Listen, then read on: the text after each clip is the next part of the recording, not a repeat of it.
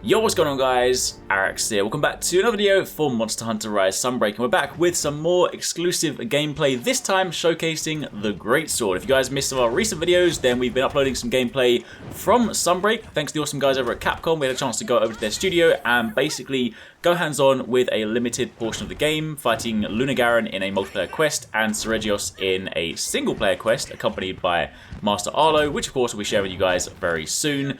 But in this video, I want to focus on the Greatsword because that also got some fancy new stuff in Sunbreak. I mean, obviously, all the weapons have got a variety of different things, but I can only show you guys so much. There's only so much we can upload, so I decided to sort of cherry pick a few of our favorites from our time going hands-on. We only had a limited time with each of the weapons, so this is not going to be super in-depth, like high-level, extensive gameplay, because there was definitely a learning curve. One of the most noteworthy things to kind of keep in mind right now is sort of the switch skill swap feature. While it is very smooth, very fluid, it definitely still requires some mental reprogramming because it's another series of things to think about. So it definitely, it definitely sort of comes with its challenges, but I'm very excited to learn more about it. Anyway, if you guys do enjoy this, a like would be super appreciated. Comment down below, let me know what you guys think of this gameplay. Shout out to the awesome looking Astalos gear. Absolutely loving this armor. This thing is fantastic. But let's talk about the Greatsword because, of course, one of the most noteworthy things is the new Surge/combo, which basically adds a series of faster hitting attacks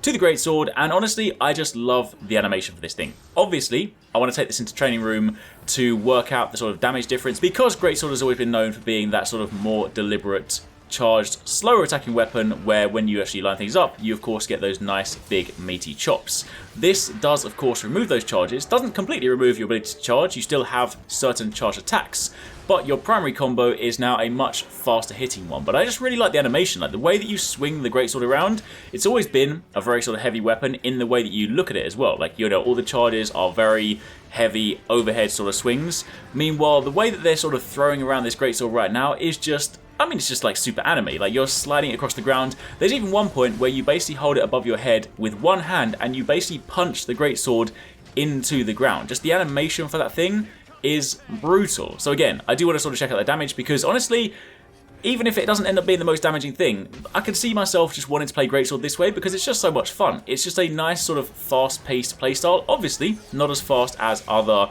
typical fast-attacking weapons, but when you think of it compared to the sort of typical way you would play the Greatsword, this is a complete mix-up on sort of the flow of things. So if we can find ways in the game to, of course, make this viable, 100% I want to sort of run with this. Of course, don't forget, you know, thanks to the switch skill swap feature, you can still, at the press of a button, or a couple of buttons, very easily go back and return to your regular charge combo. So I definitely sort of see this as maybe being the combo that you use maybe when the monster is moving around a lot more, is a lot more sort of agile and mobile and whatnot.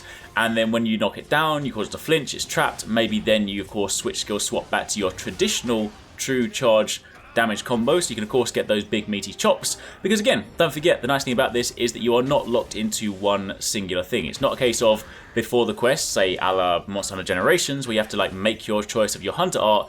You have the scrolls in this one, so you can of course customize different loadouts and you can then swap between them. So we have access to both, basically. You don't have to choose one, you can choose both, which I think is honestly going to be so much fun. But yeah, all in all, this was a blast to play with. I am definitely really liking how Greatsword is feeling right now. But for the time being, for those of you guys that are Greatsword fans, hopefully this has given you guys a chance to take a look at that. Anyway, if you guys have missed some of our recent videos, be sure to check out one of these ones linked on screen and keep it locked because we have got some more Sunbreak stuff coming your way very soon.